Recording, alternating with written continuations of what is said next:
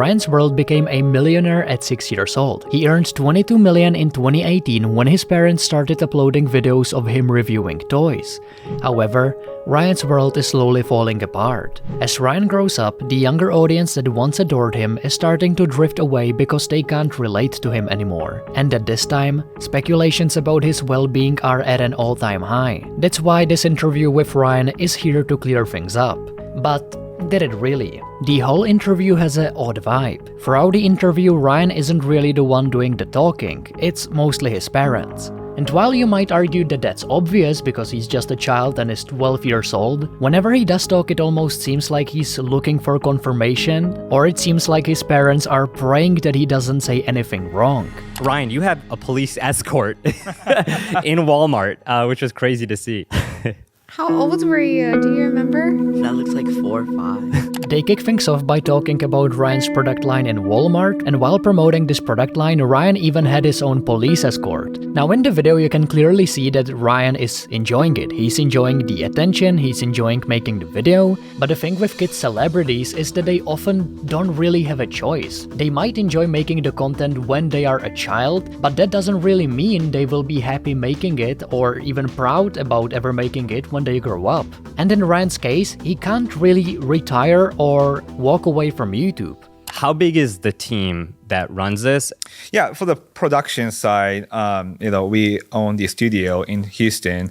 It's called Sunlight Entertainment, and we have full-time employee, about 30 to 40 employees, and it breaks down to video editors, producers, animators, voice actors, on-camera talent, script writers. In the interview, his parents mentioned that they employ 30 full-time employees, meaning that there's obviously a huge team behind Ryan. And while Ryan and his family can be set for life, most of their employees probably aren't. In the interview, his parents mentioned multiple times that they try to keep Ryan away from the business so he doesn't really have to stress about analytics, about communicating with employees, which is something his parents deal with. Still, I personally can imagine that at his age, he probably still is very aware that what he is doing is pretty big thing, and while he might enjoy it, I don't think you can really deny that it brings some level of stress even without being 100% aware how many people are working on it or how much work is being done in the background. And Ryan's parents, they themselves quit their jobs to be able to manage Ryan's channel full time. Now in the interview it is mentioned that Ryan is just 12 years old, and I must say while watching this interview, Ryan seems incredibly mature. As I said in the beginning of the video, he didn't really talk much in the podcast, but whenever he did, most people probably wouldn't have guessed that he is just 12 years old. That's amazing that you guys are thinking, 2 steps ahead. Wait, what did you just say? Don't give me the Nikocado avocado PTSD all over again. Throughout the interview, Ryan also mentions what he wants to be when he grows up. I'm curious, what do you want to be when you grow up? When I grow up, I want to be like an animator. I think it's really fun to do because the drawing, and then at the end you get to see the whole thing and see what you've worked on the whole time. And his response is actually really humble. He pretty much said that he wants to be animator and wants to work on the creative side of the content, which is really great, but it also makes you think, how will Ryan be able to stay motivated? His channel made millions, and you can imagine that that can cause some trouble with motivation whenever you try to do something else besides YouTube. I honestly think it's not likely he will find a passion that will be as profitable as YouTube is, which I know clearly isn't the best mindset, but just the idea of thinking that you peaked at 12 years old in terms of monetary gains has to affect you in some sort of way. Now, when you look at Ryan's newer content, he doesn't really seem to be enjoying it as much. And honestly, if they don't switch up the content or adjust it more towards an older audience, Ryan might have a pretty tough time maneuvering through his teenage years. He could have a harder time finding himself, it could even lead to potential bullying, and it would probably be the best if they diverse the content into something different. Another huge surprise that was in this interview is that Ryan's parents want him to go to college. We have expressed that that's the goal that we want for him is to attend college. Yeah, ultimately he So, decides, yeah, and we never yeah. really push him to do anything that Right, he doesn't but- want to do. But we think it's a great opportunity for him to go to college and just meet with his peers who have the same interest.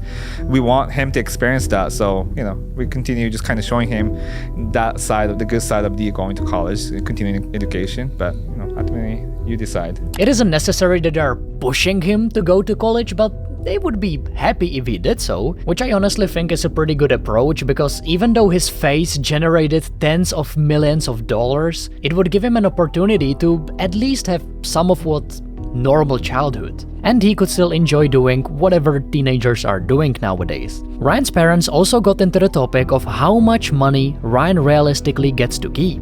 How much does Ryan get to keep of all this? The answer is 100% For his TV series, his TV series and equity in the ownership as well. the ownership of the percentage of the ownership of the company goes to his trust account too. Wow. Yeah. In my opinion, this is a pretty good response. I don't really know what realistically is the norm for child celebrities of how much they get to keep, but this genuinely seemed like a good response. Now, if you didn't know this, Ryan also has 2 sisters. And those are your twins. Yes. Who are yeah. 7 years old right now. How do you think about involving them in the content and the family business? When they grew up watching Ryan, right? And so they're always inspired by their older brother. But, once they reach a certain age, they told me they're ready to just start making videos where, like they can do it by themselves. And these 2 sisters are also starting to appear in his content, which again brings up the topic that they might be enjoying it now and they might want to follow his brother's footsteps, but I still think kids this young shouldn't really be in front of a camera because, as I mentioned previously, it's hard to tell how they will feel about this content once they grow up. This next part is probably the most important because we get to find out that Ryan's YouTube channel is still growing. I wanted to show you this graph of your viewership.